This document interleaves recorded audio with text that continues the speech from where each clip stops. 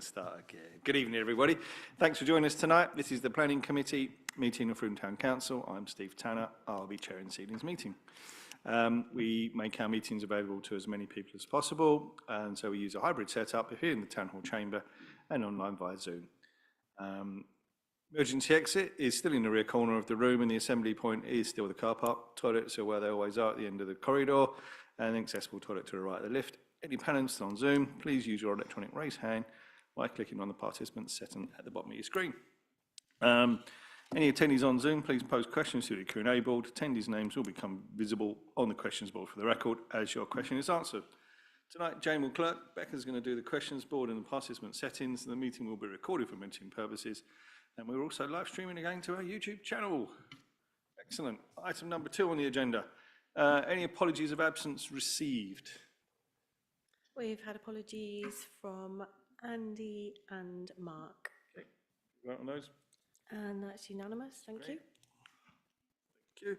Item number 3, any declarations of members' interests? No, we don't vote on it then. Brilliant. Item number 4, to agree the minutes of the meeting held on the 3rd of April 2025. I've got any issues with the many meetings, anyone? No? Right. I wasn't here, but do I need to vote because you will need to vote, yes, so we can. Good. So we'll be quorum. Thank you. Right. Just this once. Just this once, well done. Item number 5, to consider major plan applications received as per Appendix 1. Over to Jane. Thank you very much. So the first application that we're going to be discussing is number 675 on our agenda, which is at 64 Packsaddle Way. And it is for a proposed front extension, rear extension, and to raise the roof with some internal alterations. So you can see on the screen we have the site location plan showing the plot in red. Then we have the existing block plan and the proposed block plan. So you can just see the hatched area here at the rear is where the extension is proposed, and there is a smaller extension at the front. Behind you have open fields and with housing opposite.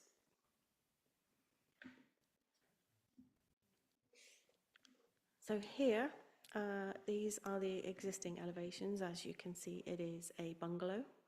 And from the image on Street View, you can see that there are bungalows to either side, but because of the nature of Packsaddle Way, as it slopes down or up, depending on which direction you're going, you can see that there is quite some difference in the relative heights of the adjoining properties. So I think the main things to note about the proposal is on the rear elevation, they are proposing 2 Juliet balconies. And if I just hop back to the block plans, you can see that the Juliet balconies will be on this elevation here.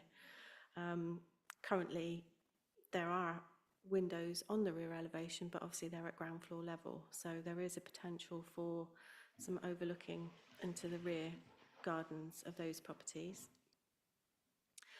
And just also wanted to point out on the floor plan, on the ground floor, they are actually creating a self-contained unit.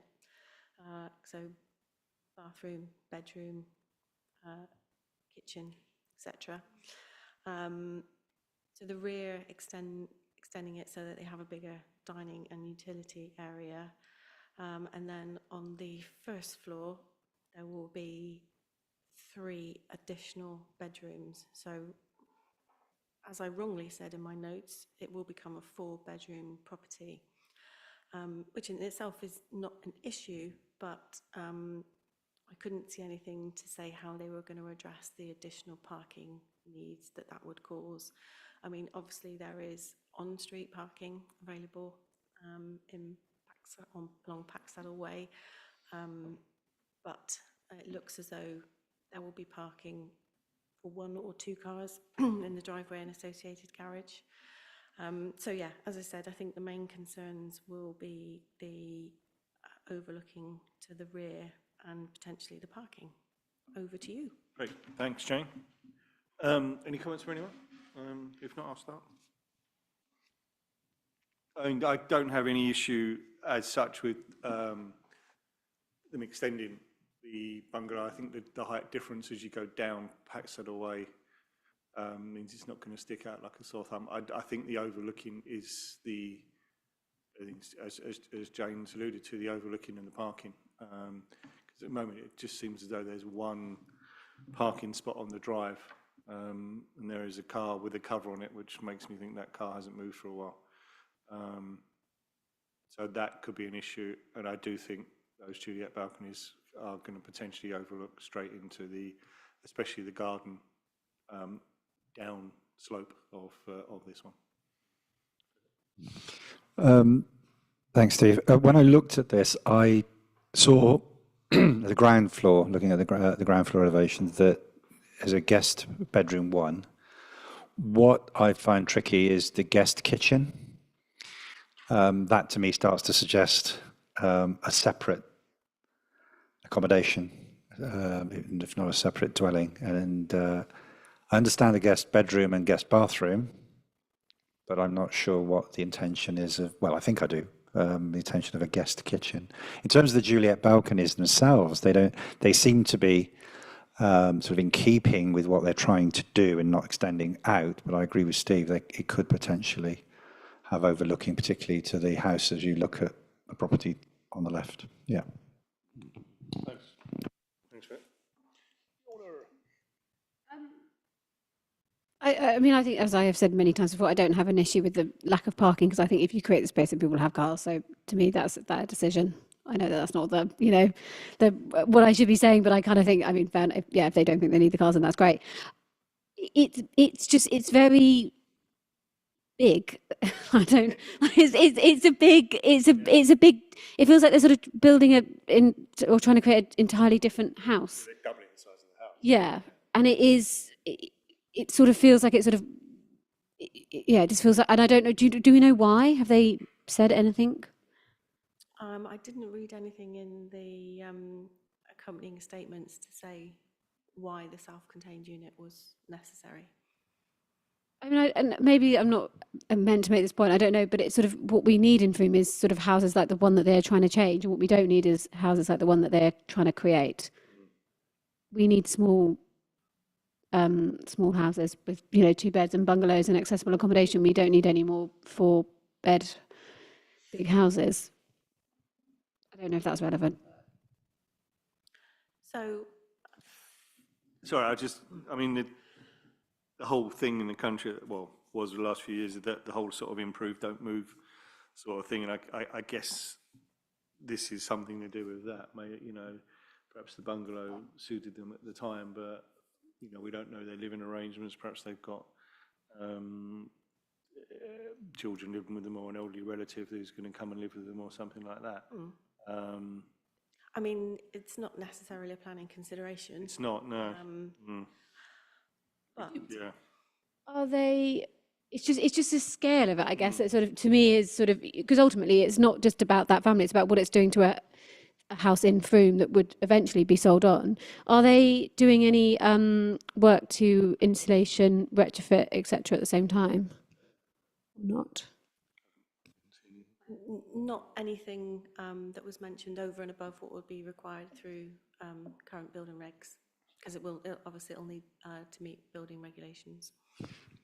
Look, It's a standard thing at the moment, isn't it, with bungalows, that you build in the roof and create a two-storey house, unfortunately. I mean, that's why developers don't build bungalows anymore. I mean, looking at it in terms of 4 bedrooms, I mean, what's the ratio now for cars? 1.5 for a 3-bed, so 1.5 per bedroom for a 3-bed, and then it changes its ratio. So yeah, it would be at least 3 spaces. Okay, 3 places, yeah, because potentially, and that may not be one of our considerations, I mean, potentially you've got, well, there you have got 4 double bedrooms, and potentially that could be 6 or 8 cars. Yeah. Okay. Quite easily, and we don't know the exact nature of the guest extension, No. you know. In pure planning terms, it's, you know, the overlooking is obviously a planning consideration. The parking, that's a Yes, planning yeah. consideration, isn't it? And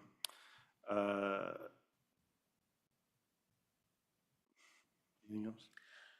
No, I would say that those are the two main ones. I think what I'm hearing is generally no objection to the extensions, but there is concern about the potential for overlooking, or we would want to see some information on how the parking, additional parking will be dealt with, and we'd also want to see a condition that the unit should not be let separately from Yeah. the main house. No, yeah, absolutely. Happy with that, I think. Fiona? I think I do have objections to the extension, but if these that be- other two don't, Is that because you think it's I don't know what the planning- overdevelopment or? Yeah, I think that there's a slight difference between it being considered to be overdevelopment, you know, and sort of, if you like, overbearing, as opposed to it should be kept a two-bedroom property. so you're right about the height difference, that doesn't matter. It's just, it's a massive change. I know that's not a planning consideration, so, you know, yeah, I'll go with what these two think. Well, To me, there's just something that I feel a bit like. it doesn't stop us mentioning it on our comments, you know, the fact it isn't. Okay. Yeah. And let me just, it doesn't stop us mentioning it, even though it's not necessarily a planning consideration. It does, even though the height things, it does still feel like it will be a bit out of place. It could well be, yeah, it could well be overdevelopment. But the Civic Society, they haven't, have they? Interesting. I think We've got, just, Helen wants to say something, and then come back to you, is that all right? Yeah? Evening, Helen. Hello, I'm sorry I'm late. In fact, I can only stay about 10 minutes. I've got to rush off somewhere else, and it's not concerning this, so please come back to me. It was actually about another item, and I wanted to know if you were going to talk about the betting shop or not. You might not be up for discussion. We weren't going to. Okay, fine. I'll just put my own comments in on that. Sue? Okay, thanks. Hello? You still there? She gone? All right. Didn't realise there was a betting shop. I just don't like the fact that it's changing a house of something we need in Froome to something we're not. I don't like the fact that it's changing house of something we need in Froome to something that we don't, and that's what it comes down to. That's not a planning consideration. yeah, I think for me though, it's that the issue of that side accommodation, but also the lack of information. And it sort of feels as if they've put the application in, and then someone submitted drawings and forgot to rub out guest or whatever. But there is really no explanation. So yeah, I mean, what you said earlier on, Jane, about the wording, I'd be happy with that. So I will propose we go with what Jane said. Does that not object? Not objection with a comment that it's a shame we're losing it. It's more of a neutral comment, because so not objecting to the principle of extending the property, but we are concerned about the overlooking, the annex not being let separately, and the additional parking. Okay? Yeah, fine. Good. Okay, thank you. So the next one. Start again. Good evening, everybody. Thanks for joining us tonight. This is the Planning Committee meeting of Froome Town Council. I'm Steve Tanner. I'll be chairing this evening's meeting. You bear with us, we seem to have some We make feedback our from meetings the available to recording. as many people as possible, Apologies if you couldn't and so hear we that use a on the hybrid line. setup here in the Town Hall chamber and online via Just Zoom. has like pause while we try and deal with that. Urgent- Thank you, Becca. Okay, so the next one on our list for discussion is number 677. It's for 8 Delta Court, and it is a garage conversion to form an annex. So here we have the site plan. apologies that it's a bit small. You might just be able to make out that the red line goes around this house here, doesn't go around the garage next to the property, but does go around the adjacent garage. On the block plan, highlighted in blue, just to show the garage that is proposed to be converted. So the front elevations of the two garages currently look like this. The proposed elevation of the garage to be converted, you'll see the only difference is that the up and over, or the garage door, has been removed. So there are two top light windows here, and there will be the insertion of a door on the side elevation. The floor plans, again, apologies that that's quite small. So on the ground floor, you can see that there's a kitchenette along here, area for the sofa, toilet, shower, and what's described as a loft ladder here. And then once you've gone up the ladder, there is a bedroom in the roof space. Just to bring that to life a little bit more for you.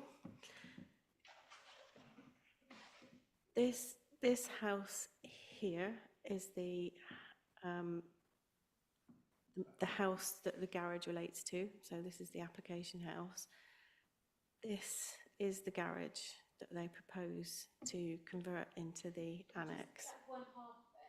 Yeah, so this garage here to the left belongs to this property here.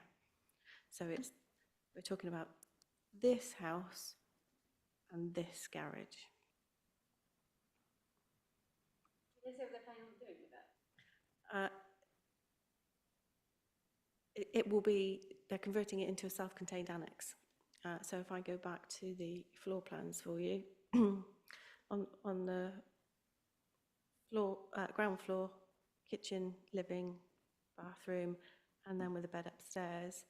And then if you actually look at the section, you can see that there's very, very little roof space in the proposed bedroom. So my comments were that it was very small, with only the two small windows that are currently shown on that elevation.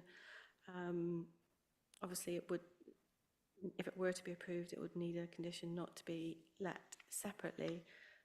But I think the Civic Society have very eloquently summed up the problems with this application. In as much as the proposed conversion is a separate building physically isolated from the house by another garage, the inclusion of a kitchenette, bathroom facilities and a bedroom on the mezzanine suggests that this proposal is intended for a separate occupation, yet there would be a net loss of car parking spaces to the host dwelling and none available for the annex. There's no on-street parking in Delta Court, so any increases in parking by residents of or visitors to that property would be a burden on the residents of Henley Way.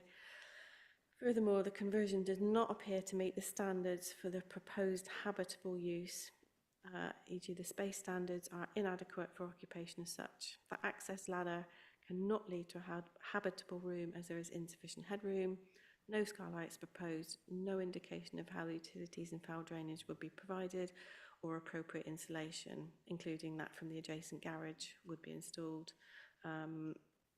Yeah, and then I didn't put it in my notes, but I think the comment I made was, you know, if the garage next door remains in use as a garage, actually, you know, that's going to be not very pleasant living conditions for whoever is in the annex, which, you know, the current occupiers of the dwelling might be happy with that, but obviously the concern is it actually suitable for living in?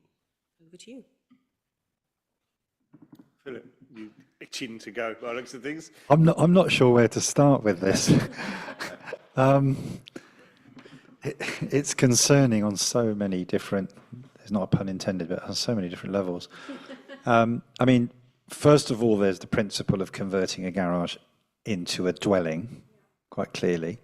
Secondly, the issue of space, because at the moment, I would assume that the garage is not fit for habitation, therefore it has to be made, therefore insulation, soundproofing, et cetera, et cetera, et cetera. So that's actually going to make it smaller than it actually is at the moment. And also looking at that, depending on what the internal structure is, there would have to be some very serious fireproofing that has to be installed between the garage that would have a car in it or whatever stored in it next to the dwelling, which would happen anyway. But as it's the roof space is actually integral, they have common, and it would be separated. That would have to be either fire socks or it would have to be some form of insulation. And I just think it's wrong. just don't get it. Fair enough. Thank you. I understood. I have actually stayed in a very nice garage conversion in Sheffield. So like it was in the roof, you know, similar to this in many ways. But it was an entire garage rather than half of one. I agree with you about the fire concerns, particularly with electric cars, batteries. That would be a real risk. This is probably me as being nosy. I want to can we not ask people why? Like when they submit planning applications, can there not just be a question that's why? Because I'm with you. I find it fascinating. Like why are they wanting to do this? I don't know. Yeah, I agree. Also, I think, Well thought out. I don't think that, when I check through, I don't think any of the drawings actually show this, but what amenities are actually already there and what amenities would have to be put in. Well, I think the Civic Society picked up on that, didn't Yeah, exactly. There is a Yeah. water, all Yeah. the basic services are And that, normally in a garage. no, and that's going to be quite a lot of major work Yeah. to achieve something which, yeah. I mean, I agree with everything everyone said. I mean, and I would say, this is not a particularly old development, is it? The whole Henley Way, Delta Closes. And those garages were built for a reason, because there is limited parking there. You need to get cars off street, otherwise and this will take away a garage space and probably the car park space outside the garage, and how that affects the other garage, who knows? Yeah, it just doesn't sit right, and nothing about it sits right with me. I mean, the thing that was screaming out at me, this is probably somebody who is trying to create an Airbnb, hasn't got the garden space or the access to the garden space when I looked at the plans, and thinking, well, the quickest, easiest way, well, I don't know about easiest, is to convert that small garage space into a dwelling, which I just don't think is right. I think we're objecting, aren't we, for a number of reasons. Yeah. agreed. I think, as I say, I think the Civic Society summed it up very, very I think clearly. they did, yeah. And I would agree with all of the points that they've raised and reiterate those, actually including in Philip's point about the fire safety Fire issue safety, as well. yeah, absolutely. Yeah. Yeah. Okay. Someone propose that? Thank you, Fiona. And that's unanimous. Thank you. Thank you. So then, Did Helen want to talk about the betting shop? Helen, you still online? Are you with us? Hello? Yes, hello. Do you want to talk about the betting shop? I've got Thank a you. massage in 6 minutes, which costs about £2 a minute. So I'm not going to, but only to say that I saw Katie Duke today, and that on the side of the betting shop, as you're going from the fire station towards Keyford Crossroads, that gable end wall in the original application that was given permission, it had a sort of a timber door there, which I think was possibly some kind of fire escape. And that has now been changed into a Juliet balcony, which not only having a Juliet balcony does the rail mean that it's not a very effective fire escape. People can't jump from the first floor down, but it also now overlooks the corner plot, which has also got permission to be a a house with a little garden at the back. Now, talking to Katie, she was involved with both of those. She said that she did not, the original application that got permission was hers, but that the new version is not hers. Another architect has come in and it's a variation on the original application. She thinks that if they're going to put glass in there, it needs to be frosted to stop overlooking of any potential property built on the corner. But that property on the corner apparently is not going to go ahead right now because the people who own the land haven't got enough money to go ahead with it.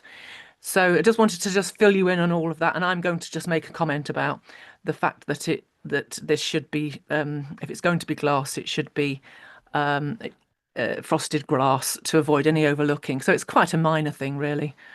She did tell me a few other things, but they didn't feel like they were things that I really needed to comment on in terms of my councillor comments.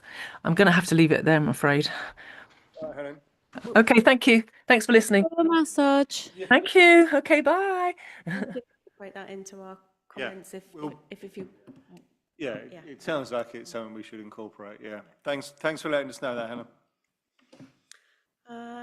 okay, so the last one raised for discussion is number 684 on our list, and it is the Blue House, the bridge, which I'm sure you're all familiar with. It's for stonework repairs and the repointing of stone, the redecoration of windows, doors and joinery with part replacement glass and reinstatement of the weather vane and a slim light 12mm double glazing to the metal doors. I didn't raise this one because I had any concerns about it. I raised it because I think this would be really good for the building. And you may wish to actively support it rather than not object. Absolutely. But over to you for those discussions. I mean, you can see the existing elevations front and rear, and essentially they're not going to change apart from the addition of the weather vane, Which is great. which is a nice historic feature, and it would be great to see it back. And really just to commend the design and access statement that went with it, because Yeah, it's very, it was very detailed. quite comprehensive, wasn't it? I think Mark will be able to confirm this if he were here, but I think this is the only grade 1 listed building, isn't it? I'm not sure it's the only grade 1, but it is a grade 1, yeah. I think Rob would appreciate the history in He this. would. Yeah. We can send that to him, yeah. I was actually in the Blue House on Monday for a meeting, Monday morning, and sort of earwigged and was part of some other discussions. The Blue House has I believe, is it 27? Was it 26? They have a big anniversary, and therefore I think part of this is to get the building back to its former glory. In preparation for that, and also I think they're about to launch some kind of fundraising. So fully support it, and it's great that the weather vane will be reinstated. Yeah, so I think we actively support this one, don't we? Yeah, love the weather vane. Love the weather vane. And Weather vane and the clock on the westways as well. We'll know the direction of the wind and the time. did we, What else do you need to know? we vote on that? I'm just about to, Yeah, thank you. That's unanimous. just wittering. Great. So I hadn't actually raised any others for discussion. With the addition of the comments that Helen has pointed out to us, that just leaves the rest to vote on. If Yep, you're so happy if to do anyone's so. got any issues, if not, if someone could confirm that we'll take Jane's comments. And that's unanimous as well. Great, thank you very much.